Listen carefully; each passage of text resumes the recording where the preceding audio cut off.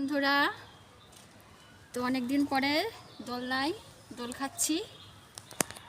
ছেলেবেলার স্মৃতির কথাগুলো মনে পড়ে যাচ্ছে। তো এরকম দিন অনেক দিন আসেনি।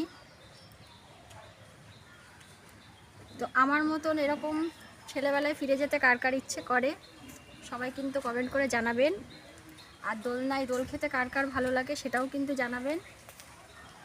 আমি আজকে খুবই খুশি, এরকম একটা মেমোরেবল মুহূর্ত আমার কাছে স্মরণীয় হয়ে থাকবে। তাও এটা সম্ভবপর হয়েছে শুধুমাত্র আমার ছেলের জন্য।